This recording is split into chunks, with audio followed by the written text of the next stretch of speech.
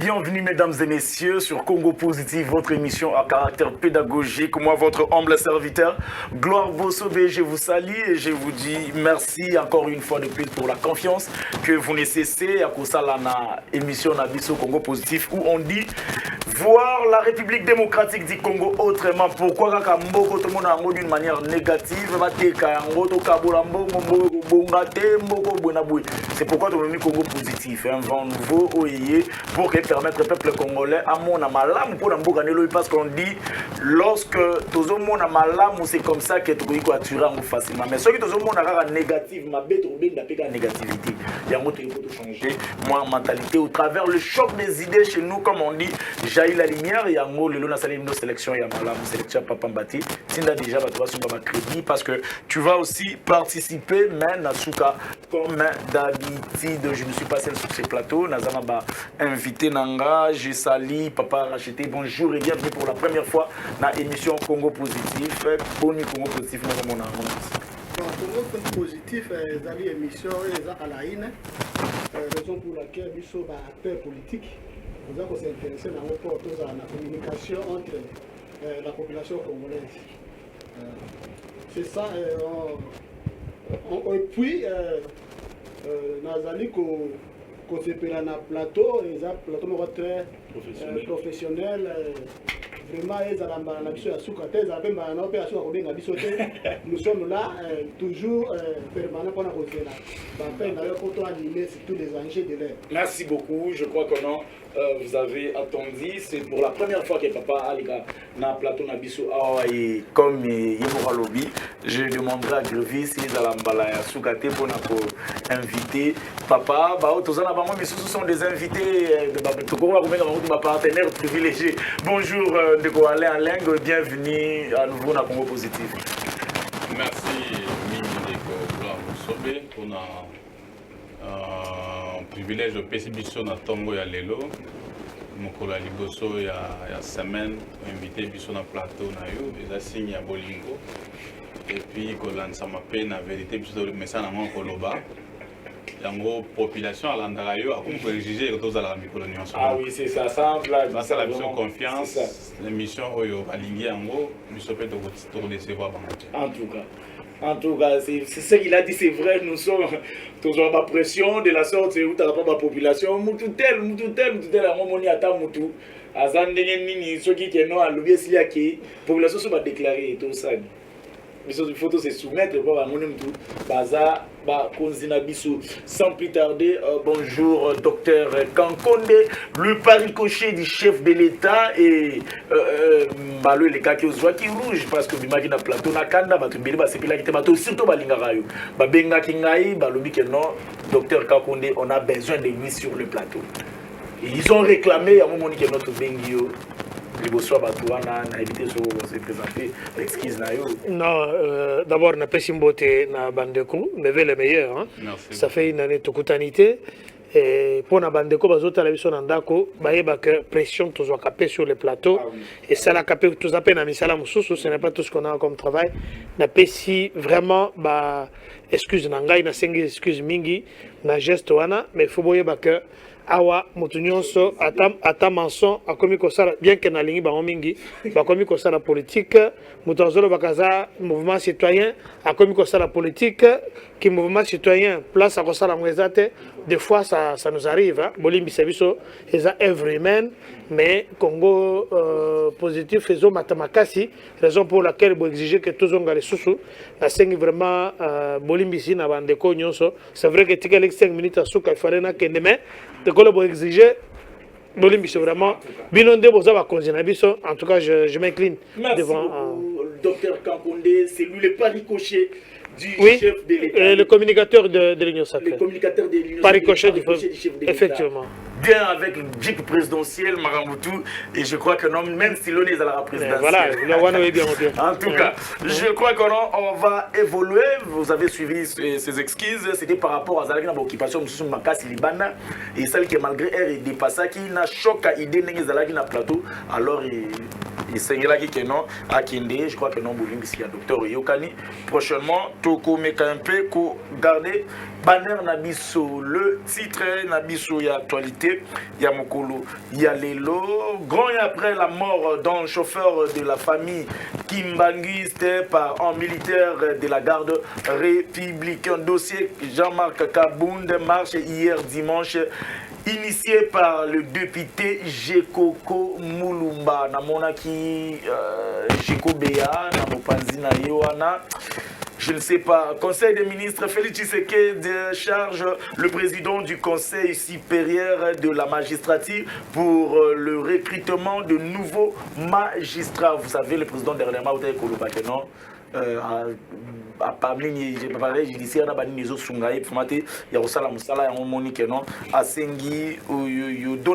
élevées. Monseigneur, plusieurs personnalités ont pris part Naninouana. 3 ans depuis que Félix Tshisekedi est au pouvoir, quel bilan?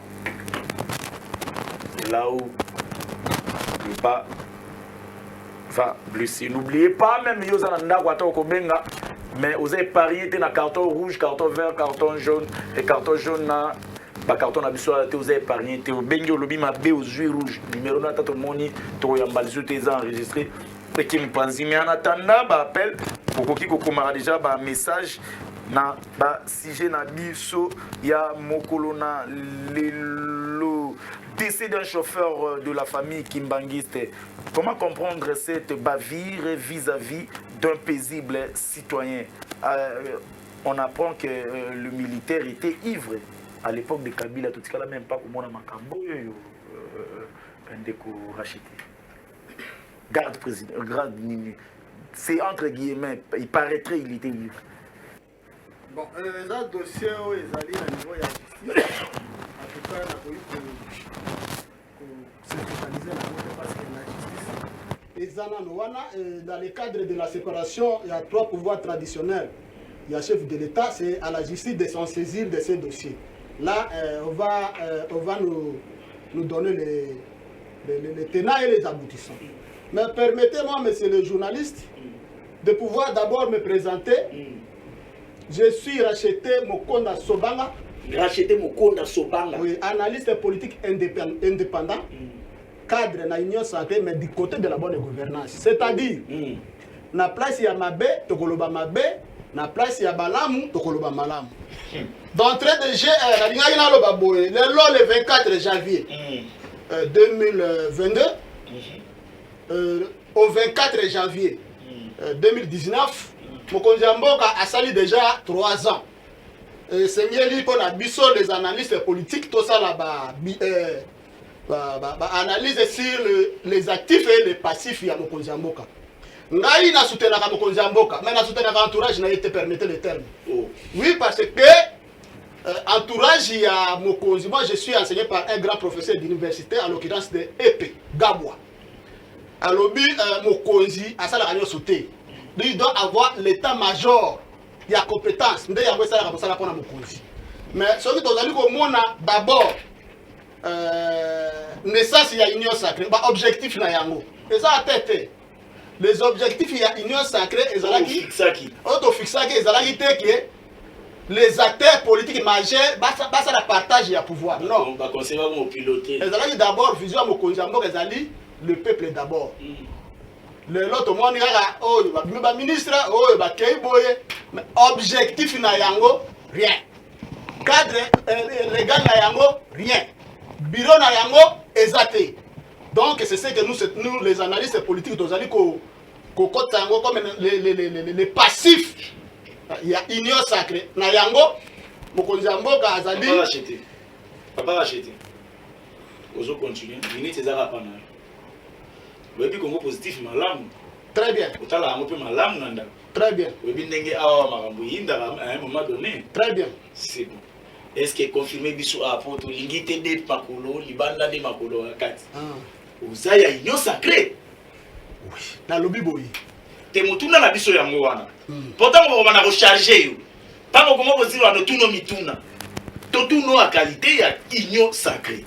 Vous avez l'union sacrée. Je suis de l'union sacrée pire. C'est-à-dire du côté de la bonne gouvernance. Du côté de la bonne gouvernance. On le verra l'union sacrée. Pilotée par les chefs de l'État. Après, Félix Tshisekedi. Oui, oui. Oh, yozo soutenir. Oh, dozo senga beba assainir yango. Na malamu na mabe on so boko ndima responsabilité na bino.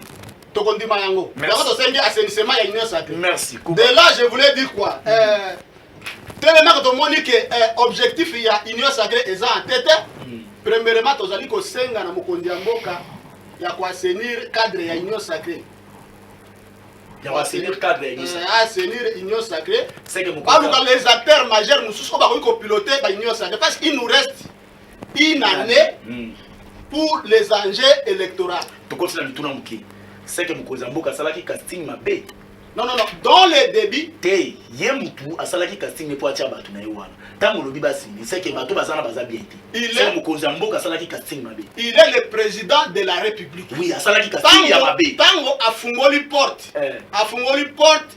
Na bato ya République démocratique ya Kingakati bakota. Mais biso les acteurs majeurs, toza ko filtrer. Toyeba nani aye pona ko sala mosala. Pour que mokonzi ya mboka azwa bilan na 2023 nani aye pona ko sala mosala ke République démocratique ya Kingakati siko bozeli bo pesa bango no bokonzi basala presque bo notala so ba ye na intention malamu ya solo to batala kango avant boss na pendant casting avant bo pesa mtu bokonzi. Oui, mokonzi ya mboka alobaki boy na union sacrée même na gouvernement ba komanda ko évaluer yango après 3 mois mais permettre biso to évaluer union sacrée c'est-à-dire ceux qui ozali na union sacrée ko évaluer union sacrée ngai nazali na union sacrée du côté de la bonne gouvernance. Faut qu'on permettre ngana et piloter quand même ba penser na ngai kozala malamu. Merci. Tozozo ngela yo na minute ezoya ndeko Alain. Au moins ni place ndeko aki mais si j'ai na biso ezali pensez-vous que le militaire là sera facilement détecté il y a makambo wana? Ndeko ngai, merci d'abord pour na motuna. Nalinga ina préciser ndeko rajouter que bah, initier la politique dans le monde entier. Bah, il dit que la neutralité n'existe pas. Soit aux alliés à l'union sacrée, soit aux autres reconnaître que Félix Tshisekedi a échoué avec son groupe aux autres d'opposition. Et donc, tika kozala ni chaud ni froid, nande Tshisekedi a robengana yo. Ça c'est déjà une précision que je donne.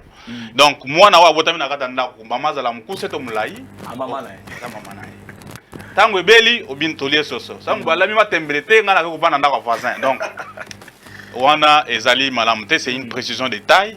Moi je veux être ici comme union sacrée heureusement qu'on reconnaît que 3 ans yango échec total. Ce que vous allez moi na malamu conseil on moko pesa na ndeko Félix Tshisekedi démissionner parce que lelo ici 3 ans na tête en mboka au changer ba animateur plusieurs fois et comme union sacrée aspect ça conseil na mokonzi na ye ya union sacrée a démissionné. Pourquoi non biso misala bana ko mona biso misala bana ko mona parce que la République de Kingakati avec beaucoup de légèreté.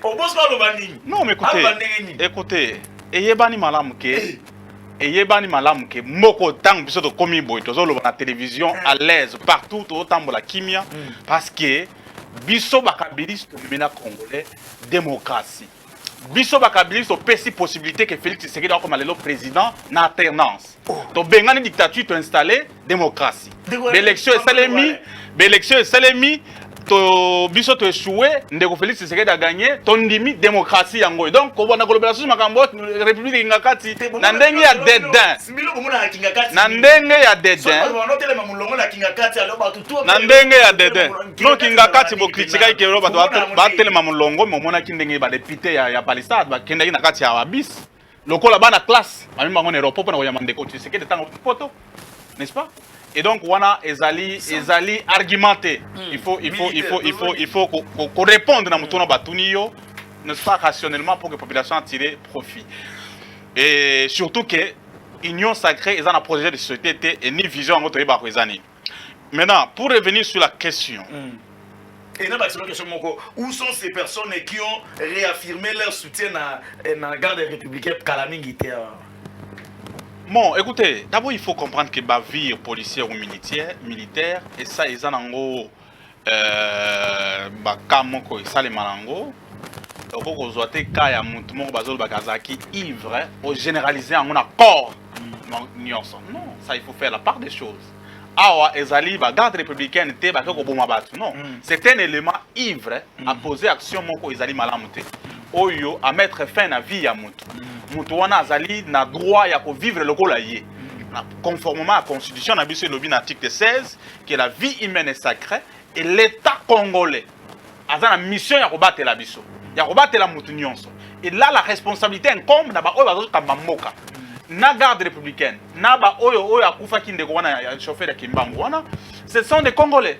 Et donc, ceux qui ont la charge de ba policiers et militaires, na sens de responsabilité, ne soyez pas surpris que Batu Oyobaza, peut-être dans Nzala, tant que vous avez pas boyé, et surtout qu'il y a ivre, nous avons dit papier si était, à quand il y a une obligation de payer des pawan à BT Massas. Et donc, nous déplorons ces comportements d'un élément de la garde républicaine. Et par rapport à Yandego accueilli parce que c'est un père de famille. Là, on ne peut pas en fait encourager l'acte à Bongo parce que ceux qui le comme lié, l'objet comme l'appelle Yonangai. Donc, nous sommes là en tant que républicains condamnant fermement cette attitude irresponsable. Il y a éléments où il y a militaire à mettre fin à bon moyen de Joseph. En tout cas. Merci beaucoup. Là, c'est Alain qui est le coordonnateur national. Il y a un jeune nationaliste kabiliste. Donc, ouais. Il est là, c'est lui qui vient de s'exprimer. Bonjour, Ndeko Gloire Bosobe. Au juste aux côté Nino attaqué Moutounyo Sotika Alain.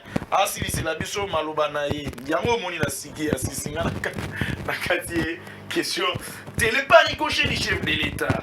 Qu'est-ce que tu veux retenir si ma vie oyo tout cas la romona te garde républicain za mutu morobo bato bandai ko to sa bato bandai place marambo ezali so garde républicain yé à l'époque ya ba anu eleki quand même romona que solution zoami mais so garde républicain komi ko bangi sa bato neti ndenge bato so ba ko banga ba groupe mususu combien sécurité te nambo.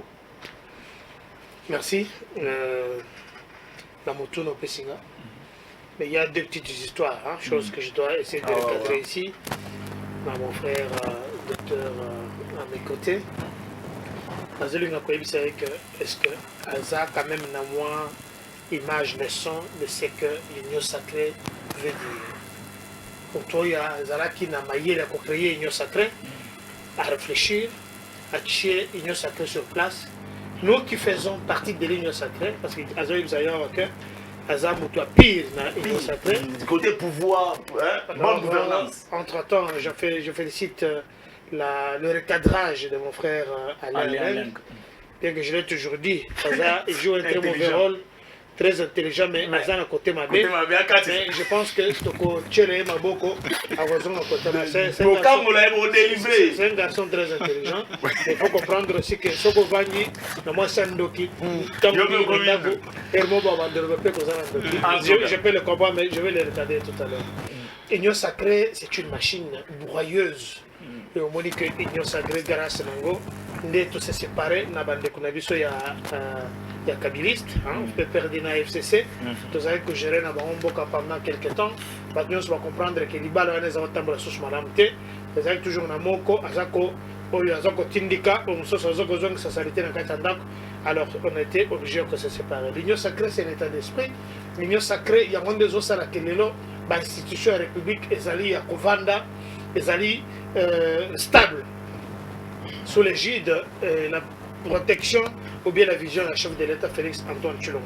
Alors, soit aux ana moto, soit aux ana malili, soit aux ana katikati, ou non comme chauve-souris, soit aux ali nani mpuku, soit aux ali nani. Alors, je suis très content dans le recadrage de aller à Sali. Dans ce son de Kambu, au lobby à garde républicaine, tout d'abord que ça bavure policière. Ce que Salemi de quoi vous savez que tu coaches la corporation union sauté au Italie la police, que ce soit la police de l'air, que ce soit la police garde républicaine, le FARDC, quoi que ce soit, et ça un événement malheureux, je déplore ce qui est arrivé, mais il faut boya kozala bato tozo benga ba nyosologue eza muto ayebi nyoso sur le plan ya ko construire banda étage akoyebi sa yoke ya yebi soki akomi makambo zote donc ayebi nyoso. Alors pourquoi o esalemi to yebi contexte nango te nya que l'auditoire militaire, il n'y a que le tribunal, mais il faut pas déterminer les faits.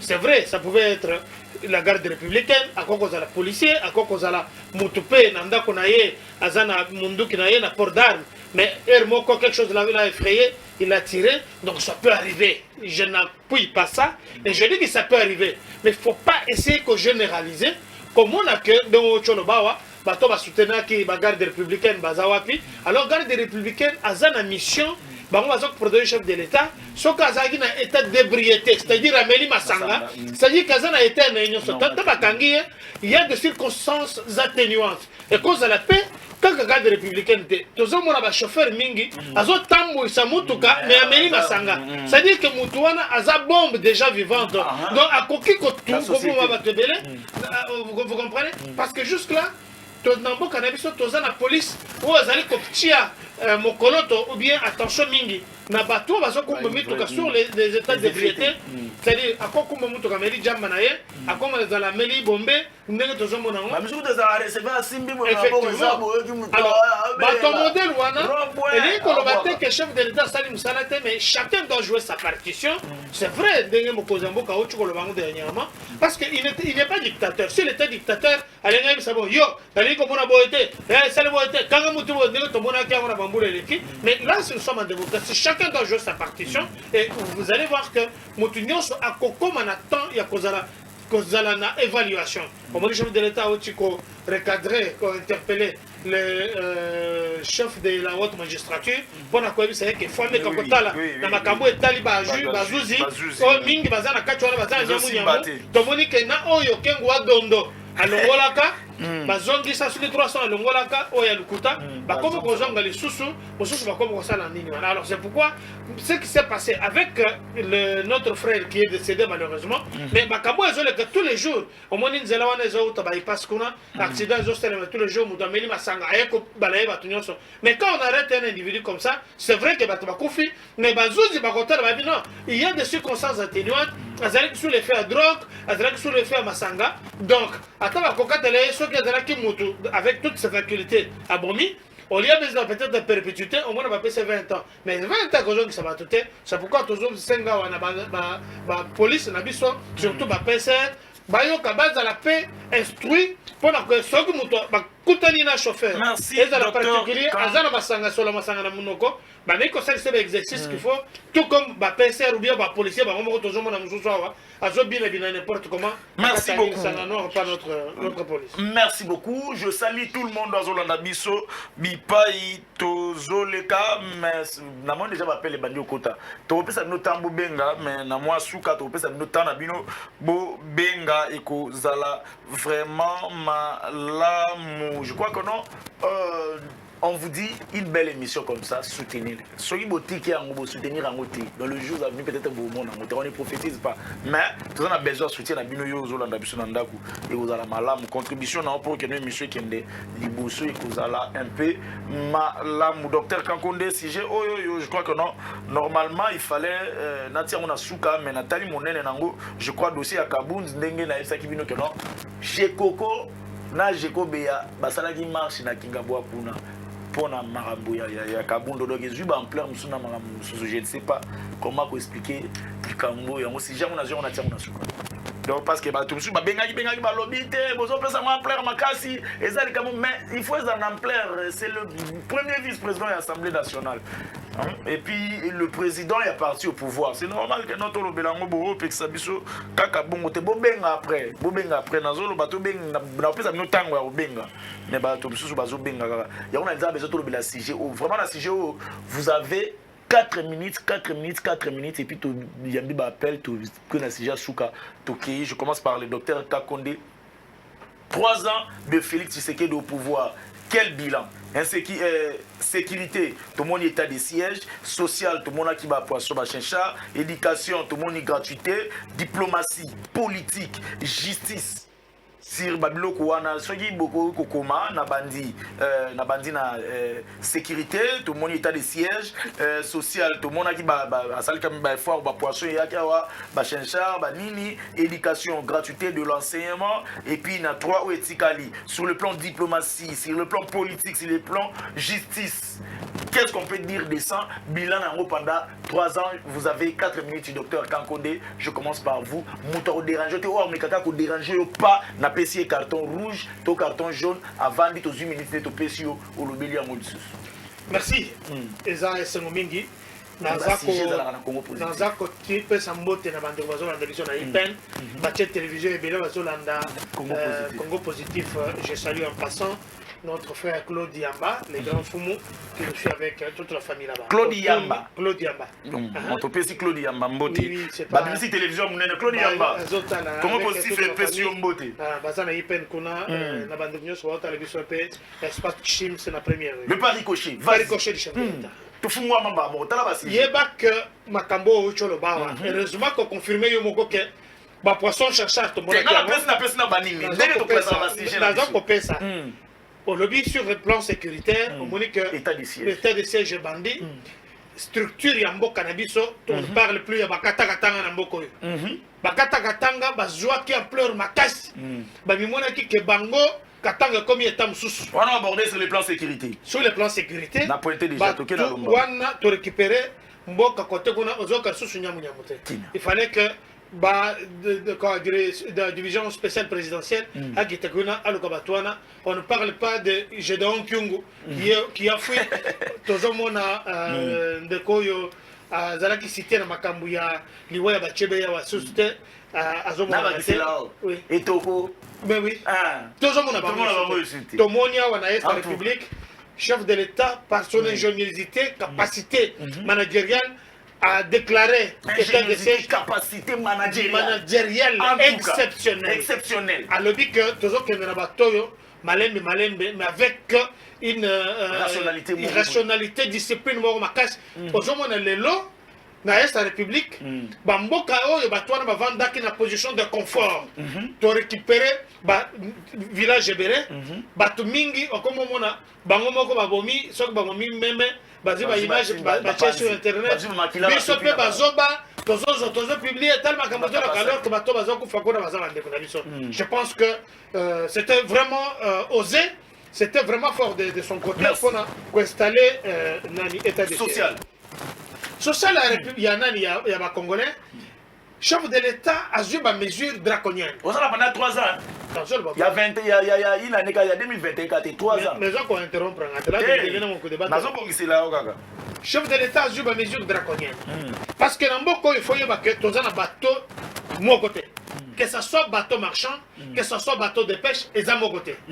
Déjà, ça fait très longtemps, plus de 25 ans, où le fleuve Nabiso, batekala ko chango le susuku koye bateke balise zawapi tokota molendenge nini il y a quand même 2 bateaux qui sont en train de faire un travail par rapport à la diplomatie je vais achever par là au chef de l'État ça là qui l'Union européenne a passé glissé au bateau mi balé comme les cadeaux pour la comeka ko baliser fleuve Nabiso parce que ndenge moni 2 bateaux.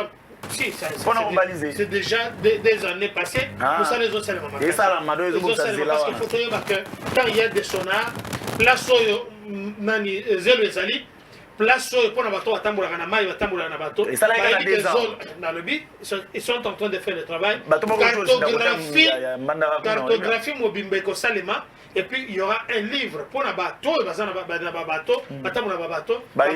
ceux qui baillent, place on les a rouges, boulet rouge, on ne peut pas aller là-bas, boulet jaune, les carte aux anangos. Sur le plan état diplomatique. Mais c'était trop magistral. C'est un bilan, je peux te dire, sur 100%, parce que vous voulez qu'on cite le bilan. Seigneur Sototanga, universitaire, encore qu'on sait le bilan, il y a Moutouté, Sokazali na 90 minutes. Au salut bizarre, 80 minutes ou bien 70 minutes, c'est-à-dire que tu n'es pas. Parce que tout le monde a allemand. À ta match, c'est Sili. Bien que Papé Sagi Bango, que bon, Pessi Bango 3%, il y a bilan. Au moins, qu'on a fait un match, Bango va gagner match. Mais bon, pendant que match, ça arrive bien. Tant que Pessi n'a pas le soukate, balma baza ko chabi. C'est ça l'expression où nous avons collecté. Donc sur le plan diplomatique, on m'a dit que n'importe quoi l'ambassade nous est kangaki. L'Union européenne a kangaki bisaki kendeki. Schengen est allé qui société. Mais on m'a dit que par l'ingéniosité, par la municie, par la diplomatie, il y a chef de l'État Félix Antoine, il s'est fixé d'abord des objectifs. Nous étions dans l'autarcie. Parce que Batuming Bazouaki, autorité, la majorité Bazouaki, sanction, il y a l'Union européenne, tout comme les États-Unis d'Amérique. Parce que beaucoup de gens sont battus Mindou quitté. Pourquoi les gens sont Mindou quitté? Parce que on était tués ici comme des oies sauvages. Pour les gens qui ont dit qu'on va c'est sans qu'il y ait le contrôle. Raison pour laquelle, on dit que ce soit Makambuya Chebea, parce que Tanga Ndeko Kabila, ce n'est pas pour rien. C'est parce que on dit que Batouane Bazaki n'a position. C'est ça qu'on appelle la dictature. On va rejeter mes comparaisons. Effectivement. Ça, c'est la justice qui fait son travail. La justice, c'est est-ce qu'on a rejeté? Non, je dis bien. Il peut vous ne comprenez pas. Vous ne comprenez pas. Ce qu'on dit, il ne faut pas s'aventurer dedans. Tant que vous êtes cité par un individu, mais ce n'est pas une institution. J'aurais voulu que Ndeko Yakimakiwana. Que je ne veux pas citer les noms. Parce que, laisse-moi dire pour le John Numbia Zawapi. Pourquoi Akimi Yemoko? N'est-ce pas que John Numbia va trouver ma preuve Moko que Azalaki n'a une maison mortuaire Nandakunaye.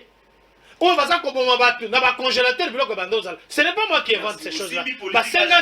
Alors, là où j'entre directement dans ma Kambotali diplomatie, chef de l'État Tambolaki, il a mis son cheval de pèlerin pour faire comprendre que nous ne sommes pas comme cela, mais nous voulons que l'Union européenne, Schengen et Zonga, maison Schengen et Zonga, l'ambassade nous soit la porte.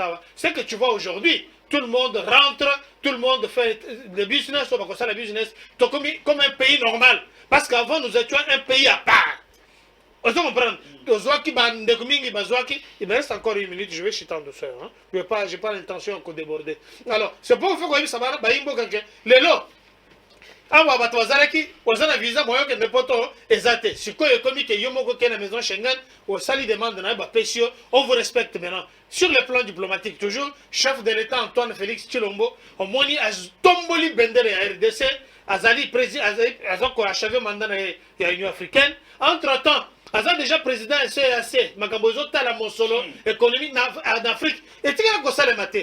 Moutoussoka Azan Zambé, Nima Kazan Zambé, dans l'école que Azani Mabé, RDC. Félix Tshisekedi Moutoun Zambé. Triple brassard. Effectivement, il faut le banc. Donc Félix Tshisekedi, selon le pari-coché du chef de l'État, Félix Tshisekedi Moutoun Zambé. Donc on a pas ricoché du chef de l'État Mtalo. Moutoussoka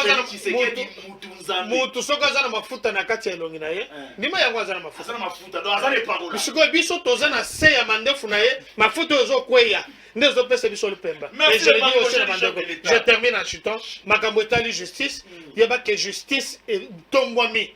Est-ce que qui aurait cru que Karine Oyo Baout Abomaki Nani ndekuna biso Rossi Mugendi elle pouvait être un jour interpellée, arrêtée, catégorique à perpétuité. Qui pouvait s'imaginer que dans ces pays, un individu comme Bochab pouvait crier, il ne faut pas nous intimider. Qui pouvait imaginer qu'un individu comme ministre, ancien ministre de la Justice, interpellé comme un vulgaire malfrat, Lelo, avant de dire à quelques truqués type de documents officiels. Qui pouvait s'imaginer que Lelo, procès Tchébéa, Armand Tungulu pouvait se tenir dans ces pays? Donc il y a des avancées. Comme moi, Kabila Zaleki, comme on dirait, c'était la dernière nature, la seconde nature. C'est pourquoi j'insiste.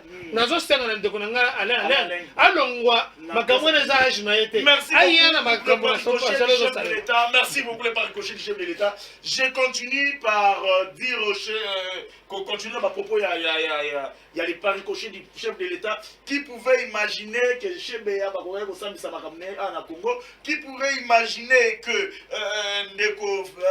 caméra et puis Abimi a voyagé Mbalamoro, qui pouvait imaginer que comme on a un ani, Oyoyo, Ngoimulunda Bakoko Kangaye, mais Oyo Vemba ya Bakongo Batiki, qui pouvait imaginer que Willy Bakonga Koiko sa la prison, Pelobito Moni et Libanda, qui pouvait imaginer. Raccordement frauduleux. Ndeko Alain Lenga, vous la parole, le bilan de Félix Tshisekedi dans 3 ans, autre pour retenir Nini, parce que, dans le moment déjà, dans l'époque, on a imaginé comment Bazalaki, na et Sengo Makasi, nous avons parlé la sécurité, état des sièges social, les poissons de Chéchard, les Alakiawa, éducation, gratuité, et puis à la fin, tout ça, sur les plans diplomatiques, politiques et la justice. Vous avez 4 minutes comme Ndeko Kankonde pour que tout évolue. Ok, merci Ndeko pour ma lobo Pessibiso. Bon, je crois que je ne voulais pas revenir sur tout ce que Dr Aoutai Koloba Awa. Naina rassuré que bon débauché mingi, n'est-ce pas? Bon débauché mingi n'a pas perdu. Parti nanga. Pour débaucher mingi na FCC. Non mais écoutez, ba faible nuance balagi na nzala. Balandi bino. Mais les lots bazo regretter. Mais rassurez-vous que ngai nazali corruptible était. Na kokati sate parce que bona kotaka tsa pona ke nokoluka nini. Bango ndenge bazawa na bazana bazibi bazawa communicateur. Hein? Oyebi ke ba pesa bango 20 000 à fin de l'année pour na fêter nango. 20 000 francs. 20 000 francs. 20 000 francs ba pesa bango na IDPS pour na fêter nango. Vous n'avez pas de prêt. C'est-à-dire que et là, quoi, bongo, ngana roya kuna, pour pesa des affabulations. 20 000 $, ou 20 000 francs. Des affabulations. Moi, je te donne une information que ça 20 000 francs, va pesa bango. Par exemple, va pesa bango 20 000 francs. Ouais. Bon, na roya kolukani. Donc, soyez apaisés que je suis kabiliste, j'étais kabiliste et je serai kabiliste, n'est-ce pas? Ndenge nazo kite parce que tozana idéologie nationaliste. Oyozo ça la fierté ya mboka na biso. Lelo na landi mutu moko na télévision. Abike courant Tshisekedi lelo be koma ba marionnette ya ba mindele. Ezali soni pona Afrique. Ba ça la bilan ya Tshisekedi, je suivais ça na chaîne moko africaine. Bilan ya Félix Tshisekedi na Union africaine. Abike courant Tshisekedi à son temps, on croyait que c'était des véritables nationalistes ba ça la mboka avec le Tshisekedi le père. Mais tant que Monique, père fondateur de l'IDPS, nous sommes accueillis, prédateur ou koti, zawana pona kuluka mbongo na bango, pe ya famille na bango biologique nucléaire, population les a sacrifiés au bénéfice ya impérialiste, au bénéfice des impérialistes. Maintenant je reviens, ça c'est du verbatim. On a répété makambo na yokaki, ba africain muso ba sala banalise parce que kuna ko caresser te opesa muto 20 000 francs à côté de fois défendre bilan dans la télévision. Alors, maintenant ceux qui ont un bilan il y a 3 ans, n'est-ce pas? 3 ans Ndeko Félix Tshisekedi en tant que chef de l'État, ezaki esengo pona ba congolais nyonso na ngamoko, koyeba keno mboka na biso bande esalema tozona président en vie élu sortant, président en vie élu entrant. On a kozela yango, n'est-ce pas? Et ndeko nanga Moïse Mbi alobaka yango une fois, n'est-ce pas que ngana zo lota un jour que na mona président élu sortant, pe élu entrant, muto ya organiser l'élection na akozala pona nga héros vivant. Wana Moïse Mbi. Et donc, pour tout aboutir à la logique de Moïse Mbiye, c'est Kabila qui est héros vivant pour naïe et pour les Congolais nyonso. Et après, non. Laissez-moi parler. Laissez-moi parler. Continuez. À l'objet 3, on a pas de kimia. Na ko beta ko tour pour atika ko loba parce que Congolais mo côté ko yoka bulukuta na zoloba. Mais tant na zoloba vérité aza mal à l'aise. Alors, maintenant par rapport au petit point par point. Bilan ya Ndeko Félix Tshisekedi. Apesi ba promesse. Na kira ba militaire au auto ko nani Congolais moko. Apesi ba promesse que mukona comme président. Policier nyonso kozala na ndaku na ye na mutuka. Akoti na président ti lelo tozaboye. Policier nini o azana ndaku na ye na mutuka. Ndeko bandeko bazo défendre ba pesa réponse parce que policier ba kolanda ye na baba na bango na ba policier na ba militaire ba olanda bango. Nani azali na ndaku na mutuka oyo Ndeko Félix Tshisekedi apesa ki lokwa promesse en tant que candidat président de la République. Ça c'est du faux. Alakaki ba policier na matsa salaire na bino $400. Nani azui salaire wana. Ça c'est d'abord batu oyo bazali censé ya ko protéger mboka na biso, n'est-ce pas? Na cadre d'état de siège. OK? Donc alaki ba congolais d'une manière générale que na ko transformer Congo et comme Allemagne d'Afrique. Ndeko Félix Tshisekedi. Allemagne d'Afrique. Yo nanga Ndeko Nangai, écoutez, nous on a eu la chance, même docteur Azawana, nous fréquentons l'Europe, tu dis, Amna, il y a des gens. C'est quoi, tout le monde, docteur Kankone, Aïe Sabiso, Awasogi, Félix Tshisekedi a transformé déjà Congo comme Allemagne d'Afrique, pendant que dans Kananga, Bazoteka Maï na bassin. Bazoteka Maï na bassin. Bazoteka Maï na bassin. Et donc, voilà, Ezali Kosaka na population, tant que la télévision, que tout ça, les locaux boyés, tout ça, les locaux boyés, pendant que les gens sont en train de. Alors, si on a tant qu'on a sécurité, on a qu'il y a 6 ans. Alors, quand il biso que ceux qui a commis awa, a koke ne s'installer na Beni, le 3e année yangoyu. Donc, population, nous se dit que non, nous avons affaire à un vrai politicien, pas un homme d'État qui cherche le bonheur de la population, mais quelqu'un qui peut promettre pour ne pas réaliser. En tant que politique, c'est bien. Merci. Parce qu'on peut se promettre de réaliser en côté. Mais ce n'est pas un homme d'État. Parce qu'à Sensala, on a bénité. Et donc, sécurité à la population congolaise, nous on appelle ça qui est mandat, a échoué parce que l'état de siège, Ezali, et là, comment on va ça, circonstanciel. Ezali, Ezali, pérennisé. Mais Oyo, Yandego Félix Tshisekedi dans le gouvernement, et commis réalité, mon corps, n'est-ce pas, il y a éternel. Population, par exemple, les gens qui vivent dans la restriction, ceux qui dans le cadre de la liberté, n'est-ce pas, parce que l'état de siège sur la constitution, ils allaient décréter pour un temps. Quand on a l'état de siège, on a la sécurité. Et puis, on a la sécurité, on a l'armée étrangère. Mais ce sont des faits. Ce sont des faits. Ce sont des faits, dans 2 minutes déjà. Ce sont des faits. Azali n'a pas armée burundaise. Les gens n'ont pas tamboka. Toza na ba bande ko mususu ya izo ba Rwanda ba nani ba Uganda na ndaka mboka oyo taka l'état de siège, c'est-à-dire que mboka na biso ezali susu respecter même na ba voisin parce que armée na biso bazo pesa bango possibilité te ya kozala efficace. Kabila laissé cette armée 10e en Afrique en termes ya action. Alors na zongi siko na justice. Au niveau que non, le conseil des ministres, M. Félix a donné les injonctions na président du conseil supérieur de la magistrature suprême pour recruter les magistrats, tout ça, et nous avons inventé. Mais écoutez, déclaration populiste. Nous avons eu ici la proposition de la loi Minaku Sakata. Pour que les magistrats verraient, va la sanctionner. À l'époque, il est prêt à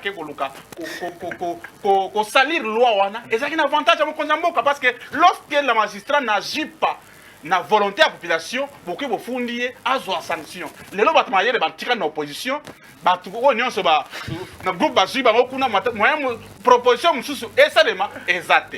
Parce que la majorité parlementaire. Alors, il donne raison. Mais dans les faux, d'abord, celui qui est le président de la Cour constitutionnelle a été nommé en violation de la Constitution. C'est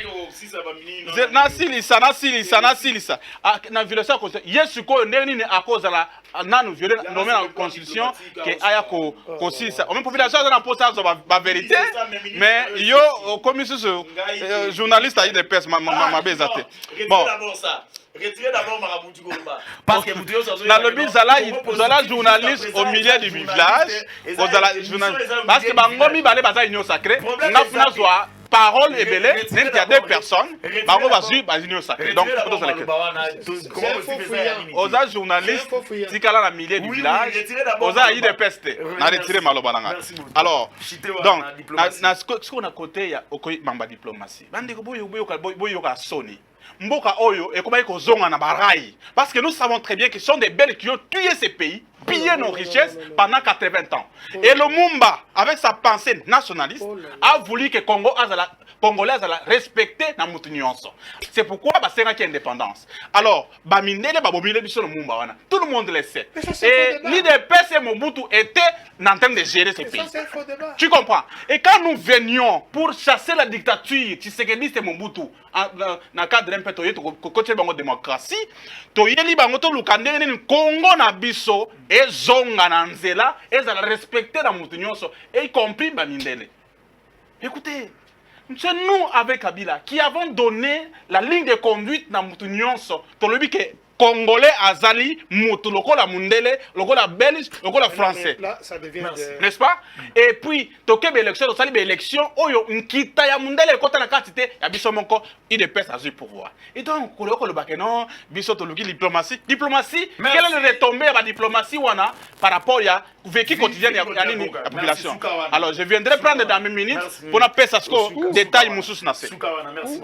Dès que vous avez 4 minutes, quel bilan pour que ça là, il y a pouvoir où il y a Félix Tshisekedi Babylone surtout déjà nasi na tangi bilan ni tokoki kosala na lombango.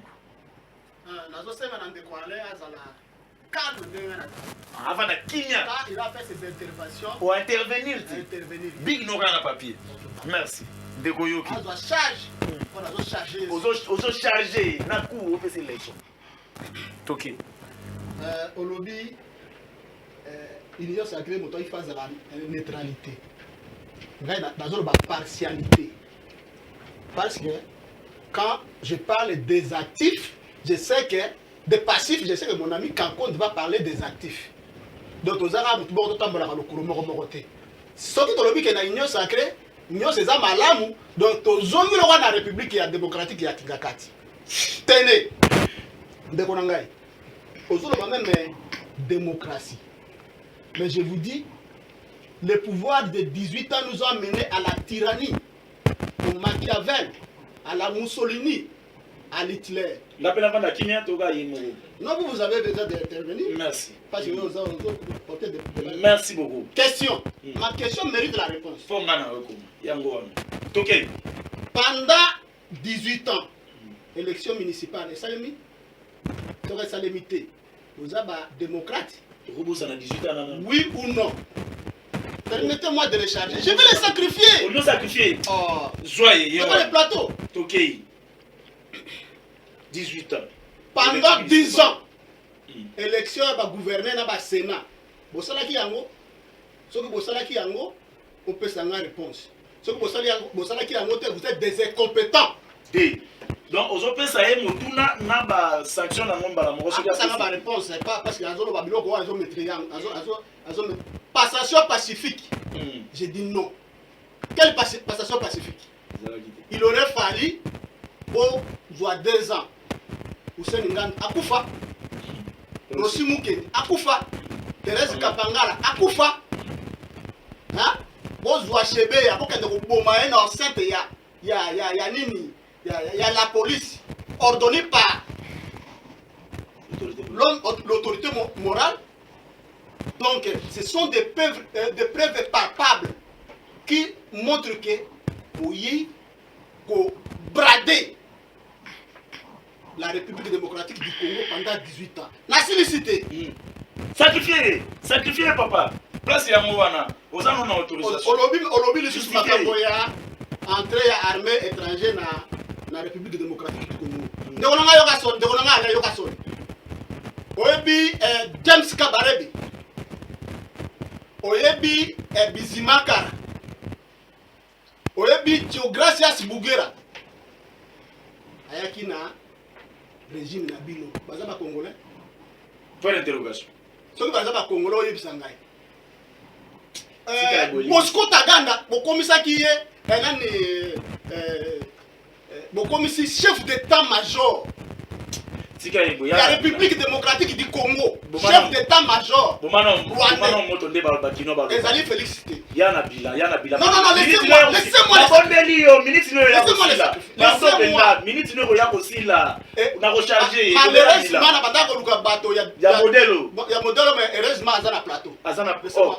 laissez-moi les sacrifier. On a comédie. Deuxième question. Non, c'est pas comédie. Je vous pose ta question. De la comédie. Oui, mais salaire, il y a autorité morale. 700 $000. Chef non moro a ébi salaire non moro. Mettez-moi. Sérieux,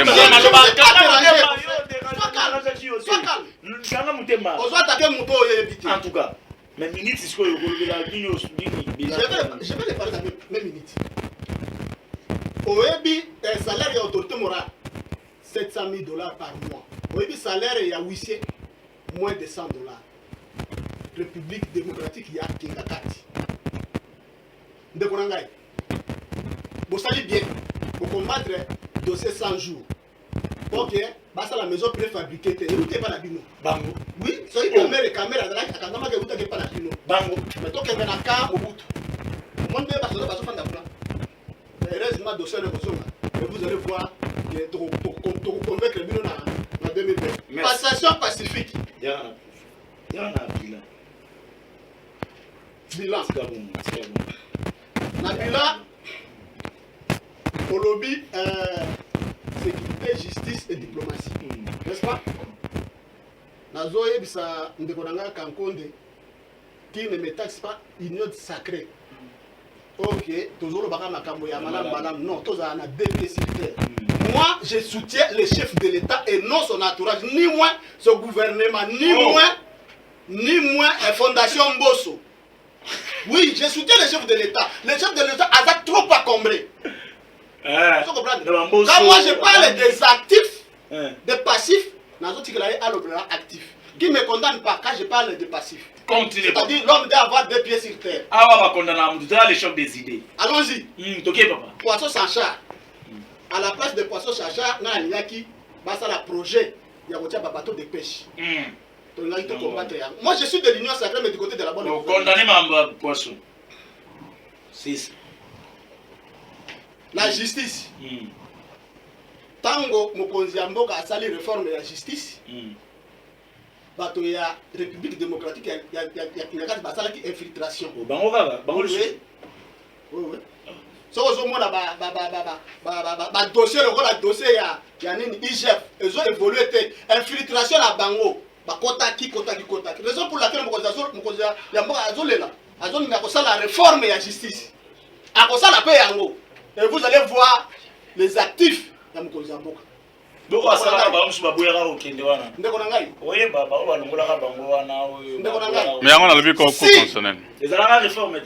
Sauf qu'à la période il y a 18 ans, vous étiez capable d'organiser les élections municipales. La Constitution nous dit ceci. Les élections, il suffit pendant en amont et non en aval. Pendant 18 ans, incapable d'organiser les élections municipales. Vous avez nommé le bourgmestre. Ni moi incapable d'organiser même l'élection du gouvernement. Il y a 3 ans, minutes, il y a 3 ans, il y a la justice ici. La diplomatie. La République, il y a Kingakat, il y a sacrifier la diplomatie congolaise. Merci. Diplomatie, c'est très embrouillé. Il aurait fallu Mokonzi Mboka à Bengasa, Makas, à Zonza, diplomatie. Merci. Ce sont les actifs. Alors j'aimerais, par votre autorisation, avec notre ami intervenant qui puisse me répondre. Na ba question. Na ba question na mapona zonga na zala apaiser. Ça va répondre bien na question suka auto tuna. Oki ba question na komelu asoko bosani otuninga na rappeler. Na komelu yango ape yo pe na moni okomi wana. Je crois que le docteur Kakondo yoki pe ya lobi ya zana ba passif yo izana actif donc pour Kabwani. Nous saluons l'apôtre Prince Carlos et Jérémy Ngoma de l'Angola qui est ici. Merci pour ton soutien et puis merci na appui na yo même spirituel pour la émission Congo Positif. Ata bato bazet belete à soutenir biso mais il y a au moins un pour la télémi pour nous soutenir biso topesio. Merci bipa nyosho ozwami nzambe a pambolayo une chaîne chrétienne to koyi kozala abandonné. C'est le moment de soutenir Congo Positif. Cause la tête entre aux alapos comme ah garçon en gloire bazana Congo Positif retard. C'est le moment de aussi pour soutenir biso avant on appelle ça batu bobenga sikoyo to fungola ne fiske na ba 4 appels et puis to pesi bango ba maloba na bango na ba sujet asuka pour ba répondre la question oyo natanga ba message na ya ba 4 appels kaka donc au hasard mutal boso okota yewana akoki kozala Messi, nous vous saluons par Bipa Yozali, Nessi, Dr Gos Kungolo, Topé Siombote. Je voulais aussi signaler que demain, c'était prévu qu'ils ont la lelo, mais dès demain, Makambo ya clinique El Rafa Zozonga, na Congo Positif Koleka. Là où santé na bino so ezana problème, Tony ni ba clinique El Rafa wana et qui ici ba pris à soins de santé. Tala opération ba partie za ba $80, ba RD ba $80, kuna nini consultation na ba nini ezana 7000 francs et puis na ba examen à laboratoire. Si vous avez besoin de un numéro docteur Kongolo, vous avez besoin de lobby, quelques messages. Bonsoir, messieurs les journalistes. Bilan et à chef de l'État est largement négatif. À ça, rien. Cardozo n'a limité. Cardozo n'a limité. On a contribution. Il y a des coups. Cardozo, bonjour, Congo positif. Nous vous saluons. Félicitations. Ndeko Gloire, nous aimons bien ta manière de faire. Mais Batouya PPRD na FCC ba le kakana Congo positif tepo eza positif bango baza na négatif. C'est bon, je crois que notre kindina CG oyoyo il y a Souka dossier Kabound et puis Toshite Awawa. Je commence par Pesangana répondre ba réponse tout est débrouillé, tout est bouillé puis tout suite. Donc, Oisa, si j'ai à Souka, tout banda qui est pour ce que le bandit n'a eu, c'est que, bah, on va aller répondre. Donc, c'est normal, il y a un tous les pour que non, après, à Kadrango. Dossier Kabound. Le silence de Kabouya après la réunion de ce samedi ne dit pas beaucoup. Abimina bureau Kabouya, il faut appeler ça dans la hiérarchie. La page Kabound est tellement tournée. Pourquoi Kabound a, selon vous, créé lui-même une situation difficile Je crois que non, vous avez la parole, 1 minute, et puis Keina Lumba Moto Chitoana. nayebi kende ko alaire ozala capable ya korépondre ngata ndinga même kende azowela ba koseka ba bituna na yo wana 1 minute lo Lumba Moto ndenge zoloba dossier Kabunda Jekoko na lingana ramasser yango une seule fois. Pour le meilleur moto chef de l'État au fond de Zali Kabound. Pourquoi? Oui. Je dis que je parle des actifs, des actifs, des passifs.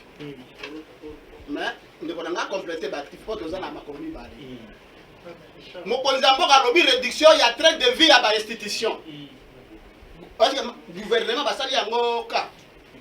Va salir en cas. Au salaire, il y a conseiller dans la présidence. 32 millions de francs congolais, ça veut dire 16 millions de dollars. Est-ce qu'on a une division de Konzamoka? Dépassement budgétaire, notamment dans l'institution. Est-ce qu'on a une division de Konzamoka? Raison pour laquelle moi j'ai dit je soutiens le chef de l'État et non son entourage. Merci beaucoup. Non, permettez. Oui, tout ça, on a une minute. Permettez. Problème, il y a Kabound et Zali, cuisine interne. Mais permettre Ngaï, n'a piloté si problème, il y a Jekoko. Pour terminer. Jekoko, ça y est. Bolobi Jekoko a sali marche bani. Ezali problème ya leadership ya Kingabwa. Omoni Kingabwa ezalaki bastion ya Jekoko. Kabound est venu à continuer à Nzungu wana afandi. Tellement que les élections ezoya na 2023. Jekoko a se laisser faire. Merci beaucoup. Positionnement. Merci. Pour terminer pardon, en 30 secondes. En 30 secondes. Pour chiter. Na sengi na mokonzi mboka a assainir entourage na yi. Deuxième préoccupation, réduction ya membre ya gouvernement de 55 à 25. 20 ministres, 5 vice-ministres.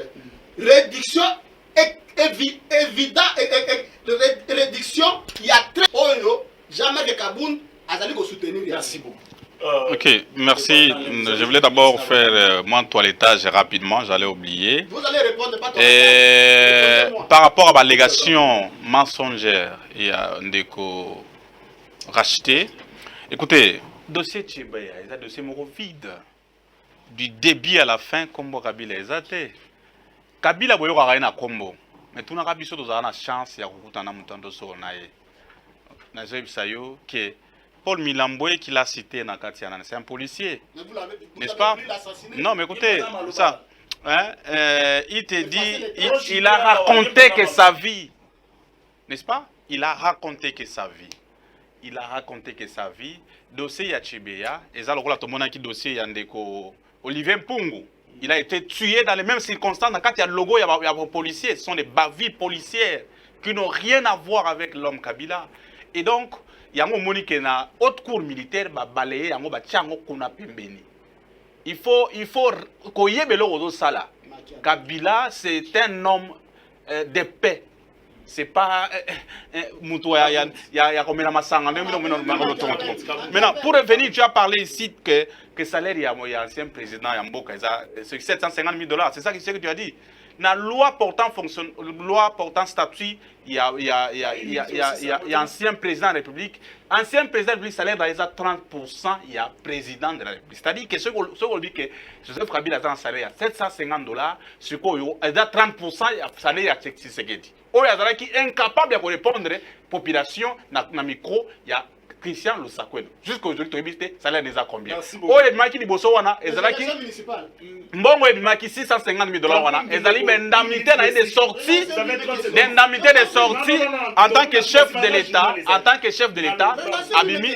Alors, maintenant pour revenir dans le dossier, il y a l'élection municipale. Il y a 3 ans, tu donnes des leçons sur des choses que vous avez échoué. C'est bon, Kabound. Alors, dossier Kabound, j'ai dit tout à l'heure que Ezali, comédie IDPS, population dans la poste en Angoté. Nous sommes en face des affairistes. Ndego Tshisekedi di Kabound, des abattus moko, ba yeko pied moko na biso. Baza na logique te ya kotonga yango. Yango monika lo yemoka lobi ke moko ekufi. Tala dossier ya Kabound. Ndako atongi na 3 ans. Tala ndako aza nango a financer école. Moko na Selemba Oeza ya ye. 350 000 $. Salaire ni naza nango. Le long de Tshisekedi a déboursé 58 millions de $. Pour sommer les tuka.